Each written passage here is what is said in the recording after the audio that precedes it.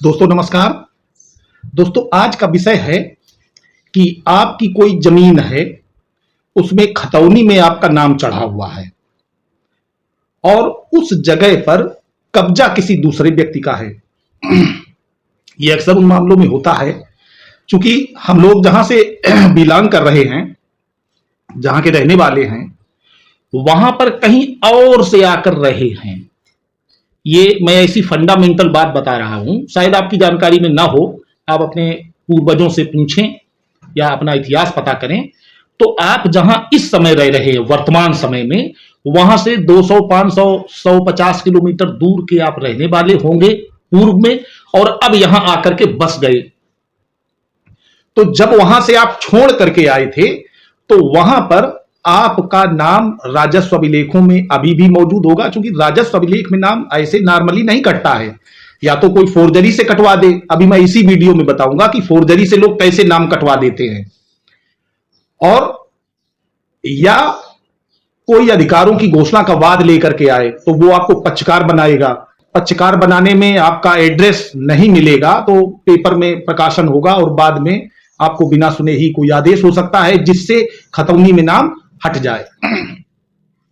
दोस्तों ये उस बात पर लागू होता है जैसे आपके पूर्वज मान लेते हैं 20-30 किलोमीटर दूर, या मान लेते हैं कि ननिहाल में आपके पिताजी की ननिहाल थी, आपकी ननिहाल थी, वहां पर पिताजी को जमीन मिल गई, पिताजी वहीं सेटल हो गए।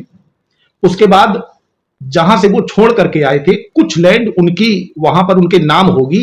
वो हो सकता है वो अपने परिजनों को ऐसे ही दे आए हों, नहीं दे आए हों तो मकान तो दे ही आए होंगे, और जब यहां रहने लगे तो यहां तो इनका सब कुछ है, ओके है, लेकिन उस जगह पर उनका नाम अभी भी राजस्व अभिलेखों में है और कब्जा कोई दूसरा व्यक्ति किए हुए, उन्हीं के परिजन हो सकते हैं। या जब जगह खाली पड़ी होती है, ये ह्यूमन नेचर है। अभी पिछले वीडियो में एक हमारे सम्मानित व्यूअर्स ने ये कमेंट्स किया कि कैसे लीगली आपकी जमीन है कोई कब्जा कर लेगा। तो साथियों इतने बौरे भी ना बनो कि ऐसी बात पूछ रहे हो। आप अपना मकान छोड़ करके 20 साल के लिए कहीं चले जाइए, वापस लौटोगे तो पुलिस मुकदमा करना पड़ेगा, जमीन मुश्किल पड़ जाएगी आपको मिलना, कोई कब्जा कर लेगा। ह्यूमन नेचर है, खाली पड़ी हुई लैंड पर लोग अक्सर कब्जा कर लेते हैं, सरकारी हो या किसी पब्लिक प्रॉपर्टी हो, कोई जनता की जमीन हो।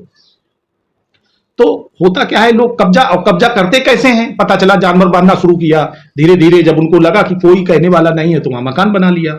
गांव देहात में वैसे भी पेपर्स नहीं होते हैं जमीन के।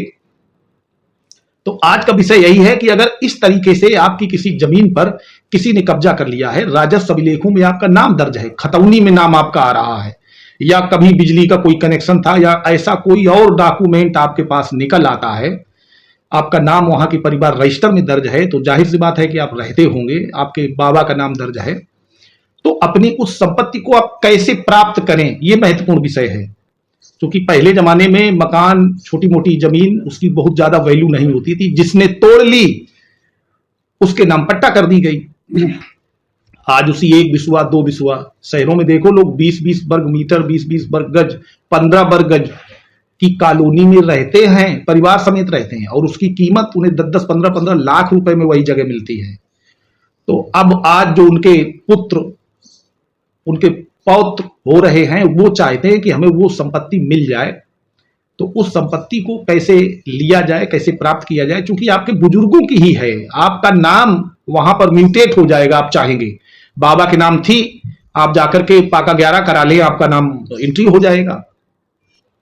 उसको लेने के लिए एक राय हमारी है, क्योंकि इससे पहले वाले वीडियो में हमने यही बताया था कि आप लेखपाल से कभी पैमाइश ना करवाएं, पैमाइश भी करवाएं तो उसके मैं तरीके बता देता हूं किस तरीके से करवाएं। आप उसकी चार्टबंदी डालें, आप कभी ये ना लिखें कि उस जगह पर फला फला व्यक्ति ने कब्जा कर लिया है। अगर ये बात आप लिखते हैं, कहते हैं, और ये राजस्व अभिलेखों में आ जाती है या किसी रिपोर्ट में आ जाती है, तो ये आपके लिए नुकसानदायक होगी। क्योंकि ये बात बिल्कुल सही है कि जब लीगली आप किसी लैंड के ओनर हैं तो कोई दूसरा व्यक्ति कब्जा कैसे कर लेगा, ये बात बिल्कुल सही है। आप उसको अपनी बताते हुए एक सिविल सूट लाएं, और सिविल सूट में आप उस जगह का, वहां सिविल सूट में जो सिविल कोर्ट में जो कमिश्नर होते हैं, अधिवक्ता कमिश्नर या अमीन दीवानी, उनसे एक रिपोर्ट तैयार करवा ली कोर्ट की परमिशन से। उसमें कब्जे की बात नहीं लिखी जाती है कि कब्जा किसका है, क्योंकि कब्जे की बात लिख जाएगी तो वो रिपोर्ट इनफेक्चुअस हो जाएगी। आप उस रिपोर्ट के माध्यम से, चूंकि लीगली पेपर में आप हैं, रिपोर्ट भी आपके फेवर में है, तो सिविल कोर्ट में आप मुकदमा जीत जाएंगे। फिर उसका जब एग्जीक्यूशन आप कराएंगे, एग्जीक्यूशन माने जब कोर्ट ये कह देगी कि लैंड आपकी है, आपका वहां पर सब कुछ है, तो उस जगह पर उसको डिस्पोजेस करा के आप पोजीशन में आ सकते हैं। क्योंकि लीगल भी है, आपके पिताजी बाबा की जमीन है, किसी व्यक्ति ने कैसे कब्जा कर ली, कैसे उसमें रह रहा है। अभी उत्तर प्रदेश में आपने देखा होगा बुलडोजर एक्शन हो रहा है सरकारी जमीन पर। लोग कहते हैं हमारा बिजली का बिल है, मीटर है, सब कुछ है और दुनिया भर की, और फिर भी उनका गिरा दिया जाता है।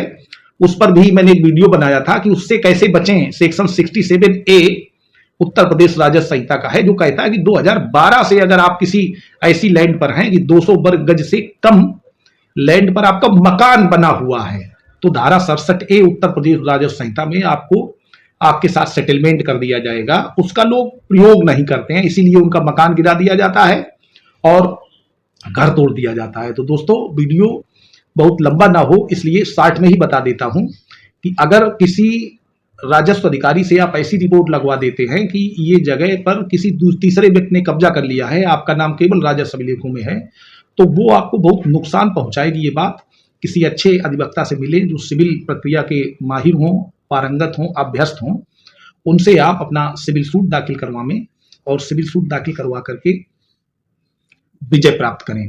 दोस्तों, अगर आप इस तरीके की किसी समस्या से स्वयं प्रभावित हैं तो इस वीडियो के कमेंट्स बॉक्स में जाकर के कमेंट्स करें और मैं प्रयास करता हूं कि आपके कमेंट्स का जवाब दूं। वैसे कमेंट्स बहुत ज़्यादा आते हैं, उतने सारे कमेंट्स का मैं जवाब बहुत ज़्यादा नहीं दे पाता हूं, लेकिन जो अच्छे कमेंट्स हैं जिसमें हमें लगता है कि इसमें देना चाहिए, उसका मैं जवाब जरूर देता हूं। दोस्तों, वीडियो अच्छा लगा हो तो वीडियो को लाइक जरूर करें और अपने दोस्तों को शेयर करें, और चैनल पर नए हैं तो चैनल को सब्सक्राइब अवश्य कर लें। धन्यवाद।